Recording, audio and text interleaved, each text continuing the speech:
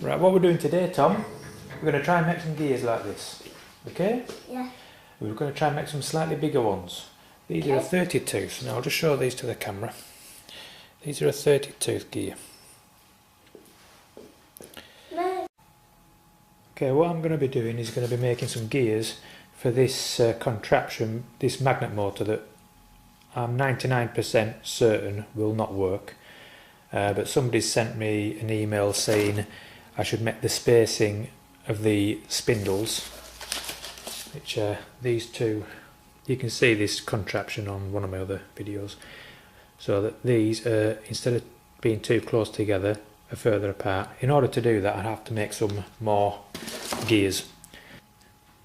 What I ended up doing was making some sleeves. These are a couple of sleeves which sit into these holes here, which gives me adjustment. So what I've done, I've measured the centre between the spindles there, and it works out at about 2.75 inches. I'm going to be using a 12 diametrical pitch cutter, and I'll just show you how I would normally work that out. I don't know if this is the way that you're supposed to do it, but this is the way I always do it. I have a pitch circle diameter of 2.75. 2.75 equals number of teeth divided by diametrical pitch. So therefore 2.75 equals number of teeth over 12. It's a 12 diametrical pitch cutter. The diametrical pitch is the size of the tooth that you're actually using. So that's 2.7. That equates to what I need to do is isolate the number of teeth to work out how many number of teeth I can fit in that 2.75 pitch circle diameter. So what I do is I need to transpose that formula to isolate the n on one side of the equal sign and put all the calculation, all the known quantities on the other side. So to cancel that 12 out there, you put times 12 on the other side. That equals 2.75 times 12 equals number of teeth. 2.75 times 12 is 33, and it's fallen exactly on 33, so I know it's a 33 tooth gear which I will be making. The outside diameter of the gear is what you machine it to on your lathe. Outside diameter is equal to number of teeth plus 2 divided by diametrical pitch. So therefore the outside diameter is 33 plus 2 over 12. Outside diameter equals 35 over 12. So therefore the outside diameter on this particular gear needs to be 2.916 or 74.09 millimeters.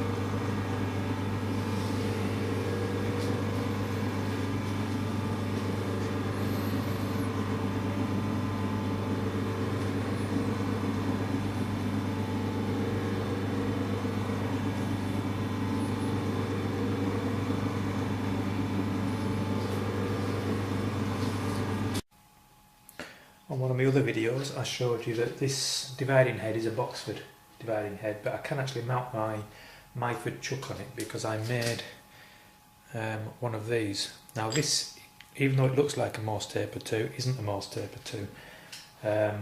That's why I couldn't buy one. This doesn't actually fit into the Myford. I also made a drawbar to fit in the end of it, as you can see. So the way I mount the Myford chuck on it is I take the Boxford chuck off, and to protect them threads there, I'll just zoom in a bit. protect these threads, I put the nut on there, and then I've chamfered this part of this adapter that I've made so that fits. Don't know whether you can see that properly.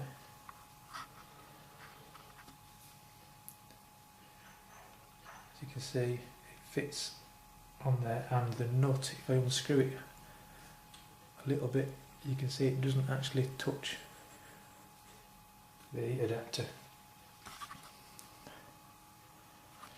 And then on the back side, I then screw the drawbar in. This drawbar does screw in quite a way, and it screws in enough so that it still allows the dividing head to twist round. This is the cutter that I'm going to be using. It's a 12 diametrical pitch, number 4. This cutter will cut teeth between 26 and 34 teeth. The D plus F is 0.18 of an inch. That's the depth, plus the F, I think, stands for the amount of clearance at the bottom. As you can see in there, you can just sort of see a little bit of clearance in the bottom of the valley of the tooth. That's what the F stands for. This is the arbor that I will be using. I made this myself, just a homemade arbor to mount the cutter on. That slots on there. I haven't actually. I should have a small woodruff key in there to put in there. I haven't actually put a woodruff slot in them at the moment. But that goes on there like that, and then that tightens up onto there. Then that, I'll just zoom out a little bit, and then that then is mounted into the milling machine and spins round, cutting each individual tooth. I'm actually going to try and do it on this small milling machine because it is quite a lot quieter. It's a belt driven machine. Whether it'll fit on, I don't know. It's a little bit, dividing head looks a little bit big on it, but it looks to me like it will fit on. So I'm going to try it on this one. Just quickly explain how I'm setting the dividing head up. It's a 40:1 worm gear ratio. I want 33 divisions, that's 40 over 33. That reduces down to 1 and 7 33s. That's 1 full turn and 7 holes in a 33 hole plate. Now I'll just zoom in a little bit on the dividing head so that you can see how I'm doing it. I say it's 7 holes in a 33 hole plate. I don't know whether you can make it out. That's a 33, them are the 33 holes in the top, on the outside edge. When you put the pin into this one here, you don't actually count 7 holes including this one. You need 7 spaces in between the holes, so it equates to 8 holes altogether. So that's 1, 2, 3, 4, 5, 6, 7, 8 holes. That equals 7 spaces in between. So the pin will drop in there, push that up to it, and then your next set will go round 1 full turn and 7 33s, which will be to there. Once your pin drops into that hole there, your sectors go around, ready for your next one.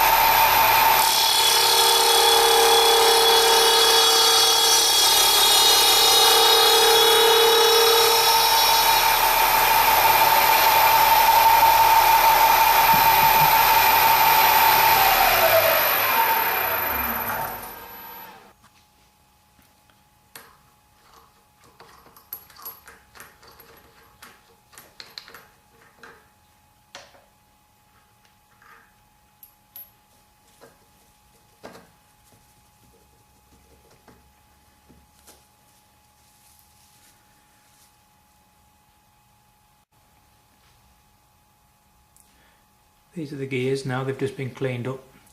Only took me a couple of minutes to clean them up with a Stanley knife blade. But as you notice, they are still stuck together. I'll just zoom out a little bit. They are still stuck together. Oh no, they're not. They've come apart. So that's basically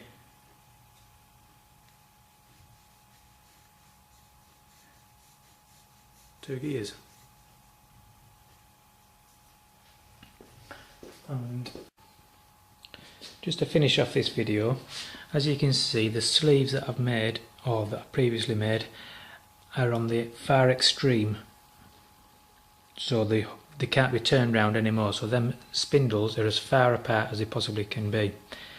It does turn, but it's far too tight, so I will either have to make 2 more gears, make them 32 tooth instead of 33, or I will either make some sleeves to make some much bigger sleeves so that I can separate the spindles a lot more.